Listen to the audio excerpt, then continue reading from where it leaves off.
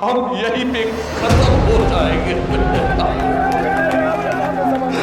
हम यहीं पे खत्म हो जाएंगे। मेरे बच्चे हैं, मेरे मोरा। इस चुनाव को मेरी औकात नहीं है कि मैं अकेले इस चुनाव को लड़ लूंगा।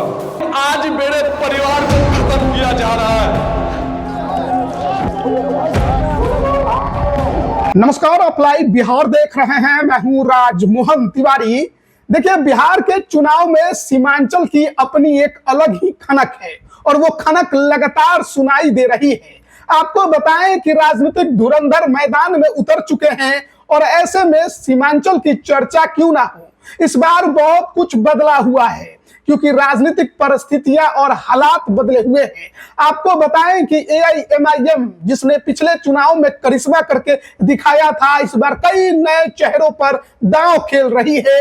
तो वहीं राष्ट्रीय जनता दल ने AIMIM के पुराने विधायकों का टिकट काट दिया है और उसके बाद खलबली पूरे सीमांचल में मची हुई है, खासकर किशनगंज में। आपको बताएं कि किशनगंज जिले के अंतर्गत आने वाले कोचा धामन विधानसभा, जहां के अभी निवर्तमान विधायक हैं RJD के मोहम्मद इजहार अस्फी, 2020 में ये उस दौरान चर्चा में आए थे जब AIMIM के सिंबल पर इन्होंने JDU के उम्मीदवार मुजाहिद आलम को 36,000 वोटों से शिकस्त दे दिया था। शायद किसी ने सोचा ही नहीं था RJD इस सीट पर तीसरे नंबर पर खिसक गई। लेकिन हालात और परिस्थितियां बदलते देर कहां लगती है राजनीति में।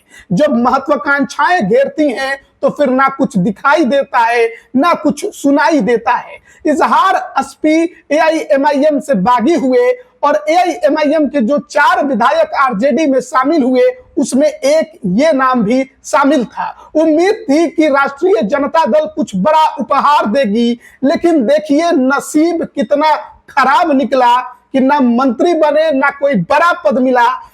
उल्टा टिकट तक राष्ट्रीय जनता दल ने उनका काट दिया और राष्ट्रीय जनता दल ने उम्मीदवार किसको बनाया तो उस मुजाहिद आलम को, जिसको इन्होंने 20 में 36,000 वोटों से हराया था। अब ऐसे में करते क्या, तो बाद में अफरा तफरी के बीच उनके बेटे मोहम्मद इम्तियाज अस्फी निर्दलीय चुनावी मैदान में कूद जाते हैं और नामांकन पर्चा भरने के बाद अब देखिए क्षेत्र में कैसे रोते बिलखते दिखाई दे रहे हैं। अपने परिवार के साथ पत्नी, बेटी, बेटा सभी मंच पर और पकड़कर रोते बिलखते दिखाई देना यह बता रहा है कि राजनीति अब कहां पहुंच गई है और उनके हालात क्या हैं। लोगों के बीच में जाकर बता रहे हैं, सुना रहे हैं, दिल का दर्द भी बाहर आ रहा है और अफसोस भी हो रहा होगा। पहले आप देखिए कि मोहम्मद इम्तियाज अस्फी अब निर्दलीय मैदान में कूदने के बाद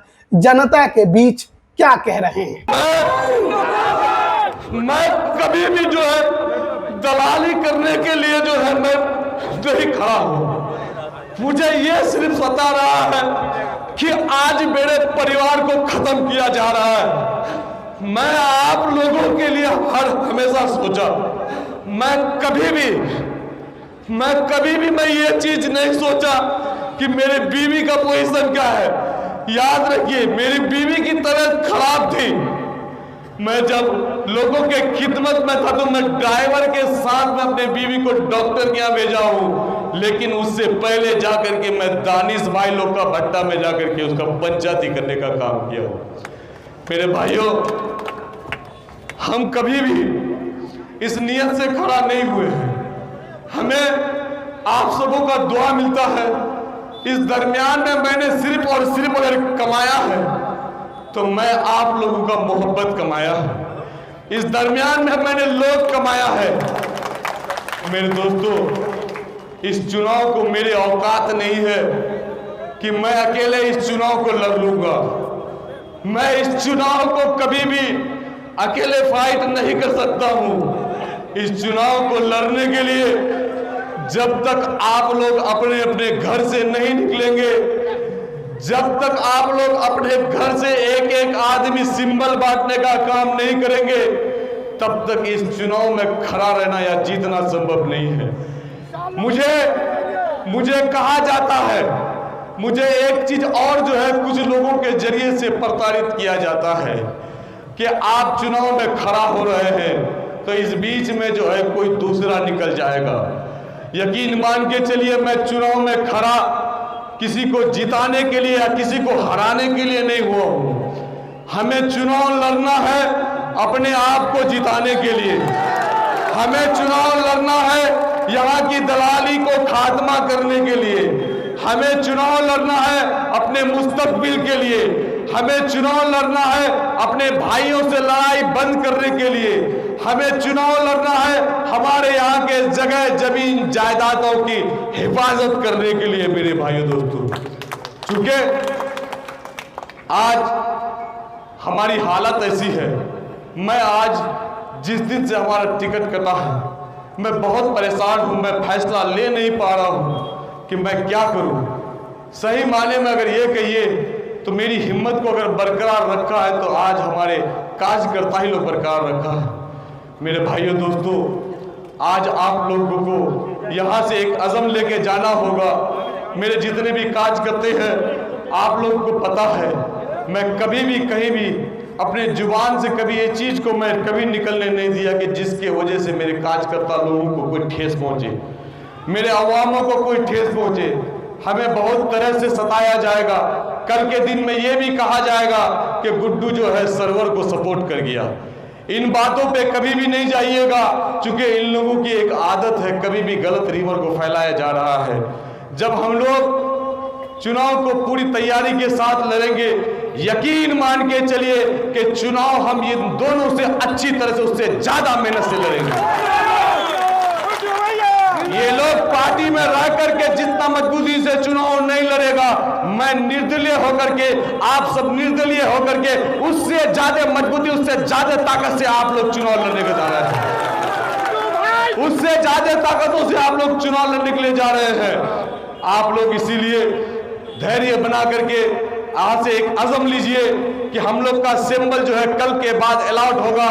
शायद के उम्मीद है कि हम लोग का सिंबल अगर सही सलामत रहा, जिस तरह से चॉइस दिया गया था, तो हम लोग का सिंबल शायद गैस सिलेंडर रहेगा। अगर गैस सिलेंडर नहीं रहा तो लेटर बॉक्स रहेगा। अगर लेटर बॉक्स पे अगर नहीं हो पाया तो लेडीज पर्स रहेगा। ये तीन में से कोई एक सिंबल हम लोग का होगा। इस सिंबल को घर घर तक, हमारी माँ बहनों तक, हमारे बच्चों तक, हमारे नौजवान साथियों तक, हमारे बूढ़े बुजुर्गों तक पहुंचाने का अगर कोई काम करेगा तो वो आप लोग करेंगे। मेरे भाइयों, हमारे साथ में नाइंसाफी हुई है, हमारे पीठ में खंजर घोंपा गया है। आप लोगों से मैं इंसाफ चाहता हूं। मुझे इंसाफ चाहिए मेरे भाइयों, मुझे इंसाफ चाहिए। आप लोग ही इंसाफ दिला सकते हैं। अगर सबसे बड़ी कोई ताकत है, अगर सबसे बड़ा कोई अदालत है तो वो आप लोग हैं। आप लोग ही मुझे इंसाफ दिलाएंगे मेरे दोस्तों। आप लोग ही मुझे इंसाफ दिलाएंगे। आप सबको निकलना पड़ेगा, आप सबको एक एक घर पे जाना पड़ेगा। ये जो 15 दिन और 17 दिन का वाक़या होगा, इस 15 और 17 दिन में किसी को भी जो है चैन से घर में नहीं बैठना होगा। किसी को भी चैन से नहीं बैठना होगा। आप लोग मुझे जब बुलाए हैं, जहां बुलाए हैं, मैं आया हूं। जब भी बोले हैं कि गुड्डू बाबू एक गाड़ी टुकड़ा यहाँ लगेगा, मैं देने का काम किया हूं। गुड्डू बाबू यहाँ पे एम्बुलेंस लगेगा, इस एम्बुलेंस में यहाँ से पटना जाने के लिए आप तेल भर दीजिए, मैं देने का काम किया हूँ। बस सिर्फ एक ही उम्मीद है, वो उम्मीद आप लोग हैं। ना कोई पार्टी है, ना कोई सिंबल है, कुछ नहीं है। मेरी आखिरी उम्मीद आप लोग हैं। आप ही लोगों की उम्मीद से मैं फिर से खड़ा हो सकता हूँ। अगर मैं खड़ा नहीं हो सका, अगर इस बार मैं चुनाव में अगर नहीं जीत सका, मेरी राजनीतिक कैरियर, मेरा पॉलिटिक्स, मैं बचपन से लेकर के आज तक जो आप लोगों का खिदमत कर रहा, हम यहीं पे खत्म हो जाएंगे। हम यहीं पे खत्म हो जाएंगे। मेरे बच्चे हैं, मैं इसके बाद कभी भी राजनीतिक में उठ नहीं पाऊंगा। ये मेरा जिंदगी का पहला राजनीतिक कैरियर है। इसको आप लोगों को कामयाब बनाना होगा, चाहे जैसे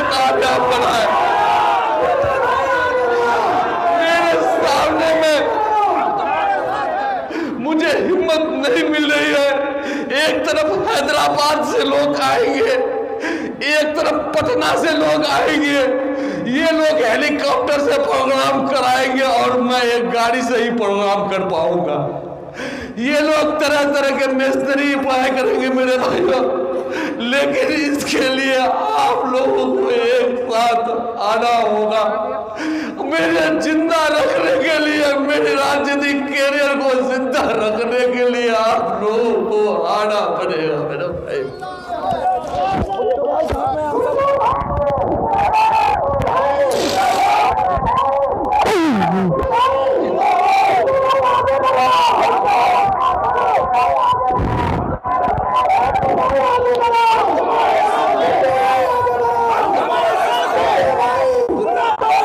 तो अभी आपने सुना और देखा भी, मोहम्मद इम्तियाज एसपी ये वही हैं जो वहां के निवर्तमान विधायक हैं आरजेडी के मोहम्मद इजहार एसपी, उनके बेटे हैं। अब बेटे हैं, पहली बार निर्दलीय राजनीति में कूदना पड़ गया है और ऐसे में सामने एक से बढ़कर एक धुरंधर है। एआईएमआईएम ने नया उम्मीदवार दिया है, मुजाहिद आलम धूर विरोधी को आरजेडी ने कैंडिडेट बना दिया पिता का टिकट काटकर। भारतीय जनता पार्टी यहां से बीना देवी को कैंडिडेट बनाए हुए है। जनसुराज ने अपना उम्मीदवार अलग दिया हुआ है। तो ऐसे परिस्थिति में अब करेंगे तो करेंगे क्या? अब इसलिए अब देखिए, जनता के बीच है, जनता के सामने जो उनका दर्द है उसे बयां किया है, किस तरीके से किया है।